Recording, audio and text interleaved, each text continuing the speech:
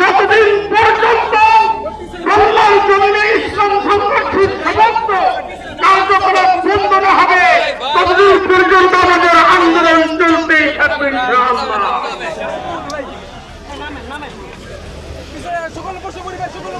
সংগ্রামী তৌহিদি জনতা, এই পর্যায়ে বক্তব্য রাখেন জামালপুর জেলা সভাপতি জনাব মাওলানা আবুল কাসেম। আসসালামু আলাইকুম ওয়া রাহমাতুল্লাহি ওয়া বারাকাতুহু। হেফাজতের শহীদদের ভিসা দেওয়া পর্যন্ত এই দেশে নির্বাচন হইতে পারে না। পাশাপাশি বলতে চাই, নারী কমিশনকে বাতিল করতে হবে। আমাদেরকে যে নির্দেশ দিবে সেই নির্দেশ বাস্তবায়ন করতে রাস্তায় নামতে হবে। সংগ্রামী তৌহিদি জনতা, পাশাপাশি হেফাজতে ইসলামের নামে যত মিথ্যা মামলা হয়রানি মামলা করা হয়েছে অনতি বিলম্বে বিনা শর্তে সেই মামলাগুলোকে প্রত্যাহার করতে হবে।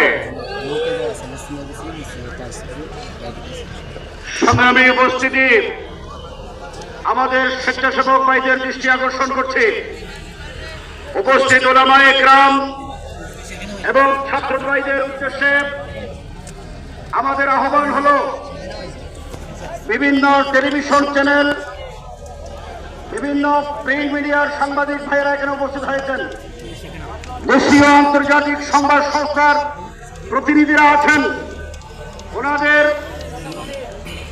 আমরা সহযোগিতা করব। কোন সংবাদকর্মীর সাথে আমরা খারাপ ব্যবহার করব না। আমি বিনীতভাবে অনুরোধ করছি, এই মহাসমাবেশের দেশ বিদেশের প্রচার তারাই করবেন। অতএব সকল মিডিয়ার কর্মীদেরকে আমরা আন্তরিকভাবে সহযোগিতা করার জন্য অনুরোধ করছি। এবার আপনাদের সামনে